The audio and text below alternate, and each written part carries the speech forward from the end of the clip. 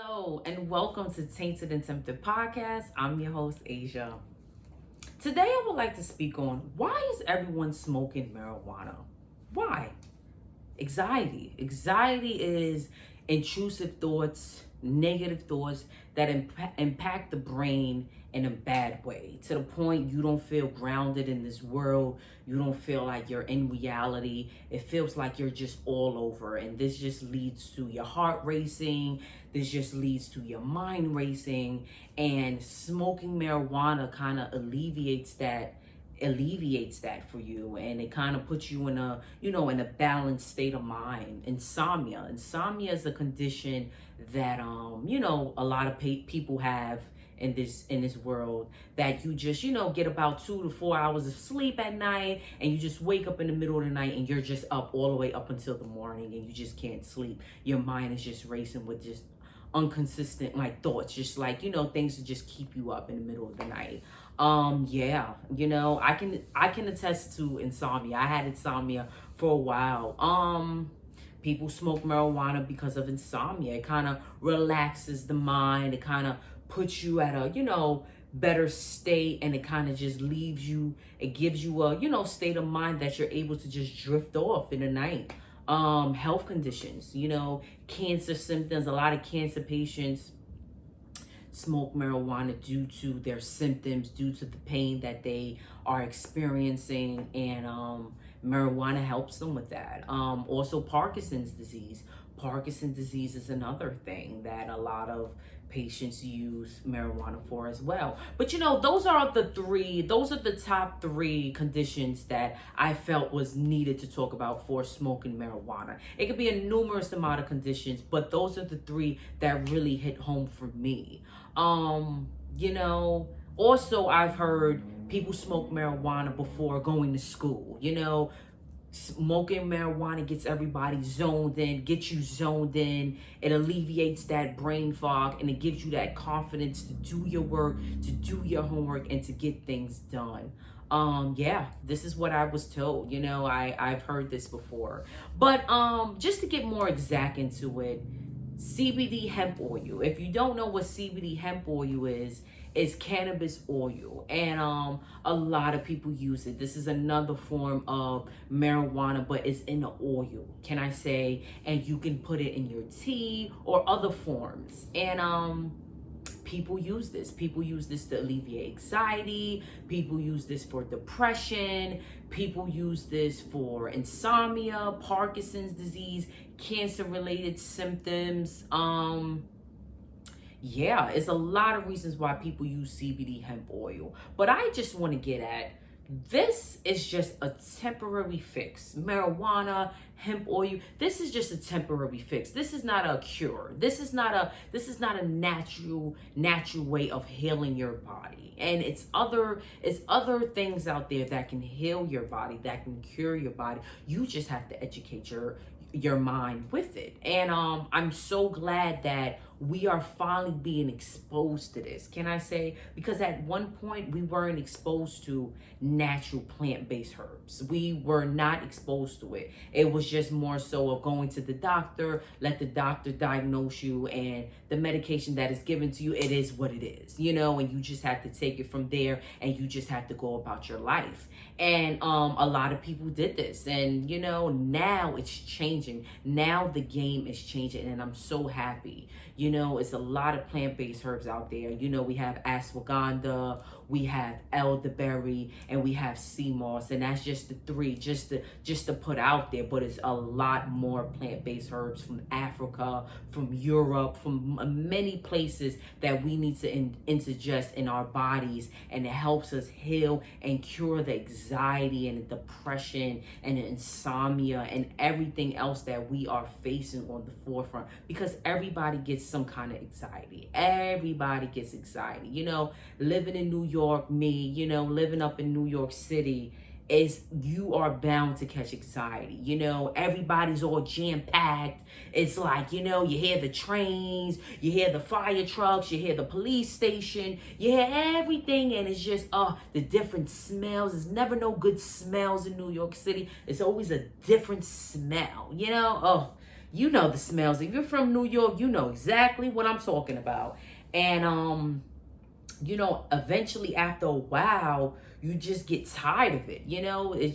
It kind of just impacts your mind. Like, oh my God, you get used to it, but it just eventually impacts you so much that you form anxiety. You get some kind of depression because you're just so upset with how you're living. You're just so upset with your environment, and you just want to get more for yourself. And you just have to know that you can get better for yourself. But that's another topic. But I just want to get at anxiety and depression is mainly based on your environment, and it's mainly based on who you're around, and it's mainly based on what you take in.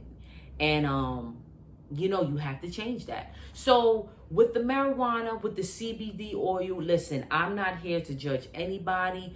Do what is best for you. But us as human beings, we have the nature to just go for something to give us that temporary fix. I'm not going to lie, we all did that, but let's just be honest here. That temporary fix does not work, because once we smoke the marijuana, after 2 to 3 hours, after we get that nice little feel, we wind down and we're like, oh yes, it's a new day. It wears off and our problems is still there. Boom, boom, boom, boom, boom. And we have to face it again. It's like, here we go. The same rotation that we're always facing with this anxiety and depression and stuff. It's still going to be there. Same thing with the CBD hemp oil. It's still going to be there. So you get accustomed with always smoking marijuana. You get accustomed with always putting CBD hemp oil in your teas or other forms. And no, it's other things out there. It's other natural plant-based herbs. It's other vitamins that's naturally plant-based. It's other natural forms of alleviating these symptoms that you are experiencing. And you have to educate yourself, Going to the doctor's office, they could just quick to diagnose you after you tell them the symptoms that you're facing. And my thing is this: you know your body more than anybody else. You know what you're going through. You know what you're suffering from, and it's best for you to educate yourself as well. From the doctor telling you what your diagnosis is, it's best for you to educate yourself at home too, to find out what it is and get a second opinion based on how serious your diagnosis can be. Because sometimes, your diagnosis can be very serious and you need the medication. You need the medication to move forward. But, in my opinion, if you don't need medication, if you can do it naturally, do it. Because naturally is the best way. We take all these medications and it's so many side effects. Whether it's deadly or not, it's still side effects of blood clots, of more anxiety, more depression down the line, cancer related symptoms. It's just so much with this medication. But why give it to us? Yeah, let's just be honest. Why give it to us if you know that it's going to lead us to destruction? And this has to go with money. Everything's about money now. The more money you get, the more drugs you sell. The more drugs you sell, the more money, the more customers, the more credibility you get. It's just, it's real out here. Nobody is concerned about curing and really helping us human beings moving forward. So you have to do your education as well, and you have to know about your human body before stepping into any doctor's office, because a doctor can tell you something and 9 times out of 10 that won't be the right information you need to hear. You need to do your work as well. And the reason why I'm really just stressing this and talking about this is because I was in an incident as well, and I felt, dealing with anxiety. I had to go to the doctor, and, speaking to the doctor, they diagnosed me with anxiety. And I figured I had anxiety because, look, like I said, living in New York City, everybody equips anxiety. Everybody gets negative thoughts. Everybody gets intrusive thoughts about where they're at, why they're here, can I get better? Everybody gets anxiety, especially when they're concerned about the future, especially when they want to make it.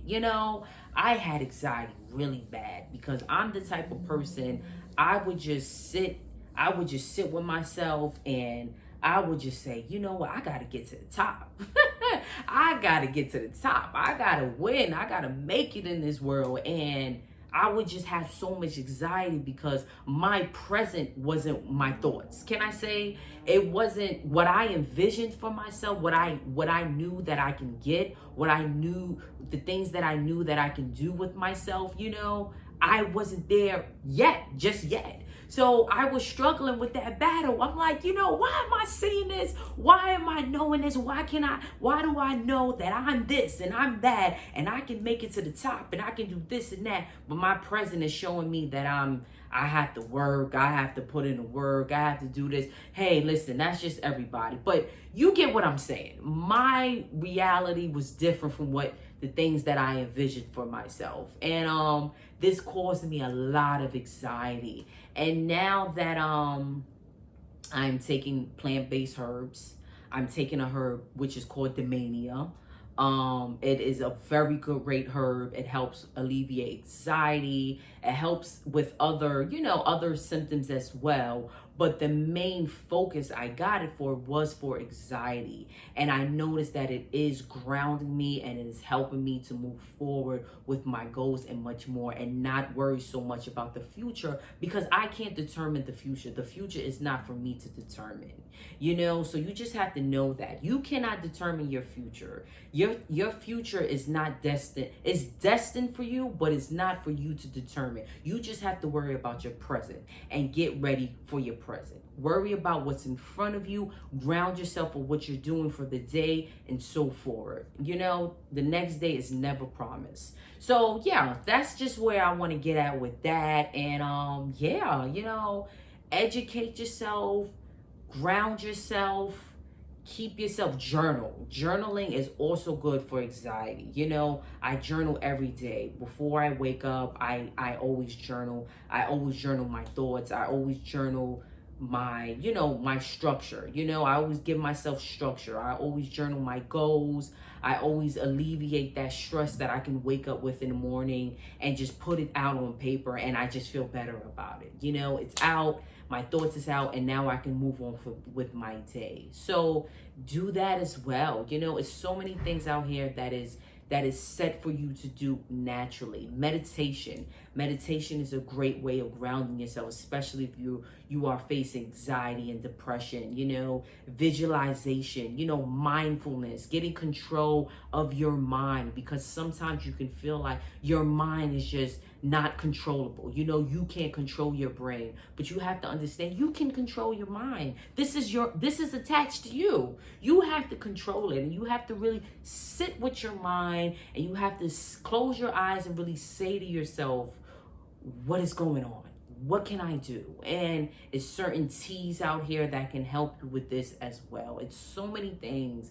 And so thank you everyone for tuning into Tainted and Tempted podcast. I'm your host, Asia. Until next time. Bye-bye.